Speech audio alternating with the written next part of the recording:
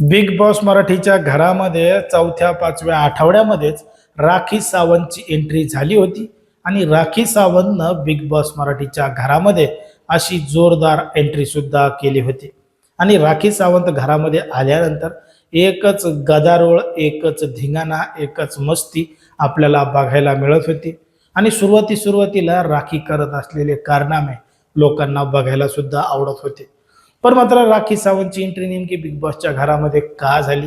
कारण की राखीनं आत्तापर्यंत बिग बॉसचे 16 सीझन केलेले आहेत, पण मात्र तरी सुद्धा राखीला एकही सीझन जिंकता आलेलं नाही.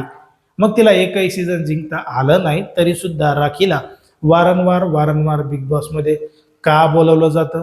वाईल्ड कार्ड म्हणून तिला एंट्री का दिली जाते? हेच आपला सविस्तर या ठिकाणी बघायचं आहे.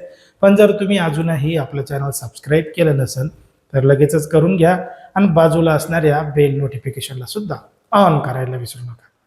जर आपण पाहिलं तर राखी सावंत ही ड्रामा क्वीन म्हणून ओळखली जाते आणि ती कशा पद्धतीनं ड्रामा करते हे मला तुम्हाला वेगळं सांगायचं गरज नाही.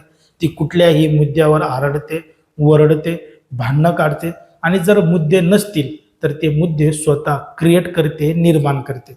हे देखील आपण बघितलेलं आहे. मग राखीनं आतापर्यंत 16 सीझन केलेले आहेत तरी सुद्धा ती का जिंकली नाही या गोष्टीचा जर आपण विचार केला तर राखी ही फिनालेपर्यंत पोहोचते, पण मात्र जेव्हा घरातल्या सदस्यांना पैसे घेऊन बाहेर पडायची वेळ येते तेव्हा राखी सावंत त्या ठिकाणी जाऊन पैशाची रक्कम ती बॅग उचलते आणि थेट घराबाहेर जाते. तिला बिग बॉस जिंकायचं नाही असं स्वतःहून ती ठरवत असते.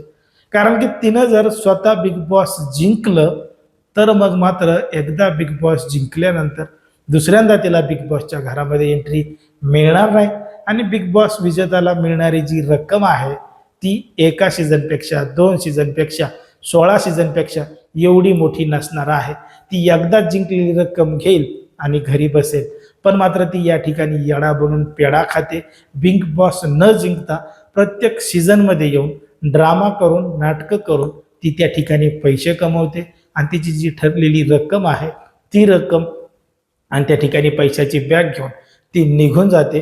म्हणून ती बिग बॉसचा विजेता होत नाही.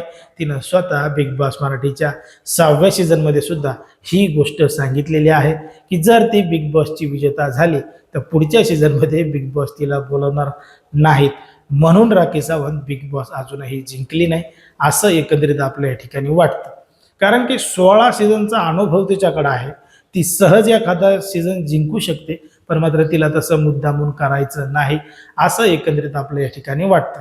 पण मात्र ज्या पद्धतीनं एखादं सीझन जर चांगल्या पद्धतीनं चालत नसेल, गाजत नसेल, त्याचा TRP वाढत नसेल तर मग त्याच्यामध्ये भर घालण्यासाठी, एंटरटेनमेंट करण्यासाठी आणि ड्रामा करण्यासाठी राखी सावंतला बोलवलं जातं आणि मग ती काही एकदा घरामध्ये आली की संपूर्ण वातावरणच बदलून टाकते असं एकंदरीत आपल्याला दिसतं. आता तुम्हाला काय दिसतं आणि तुम्हाला काय वाटतं? खरंच असंच आहे का? याच्या व्यतिरिक्त काही कारणं आहेत? तुम्हाला जे काय वाटत असेल ते अगदी स्पष्टपणे कमेंटमध्ये सांगा. आणि अशाच पद्धतीचे नवनवीन व्हिडिओ पाहण्यासाठी आपल्या चॅनलला लगेच सबस्क्राईब करायला सुद्धा विसरू नका.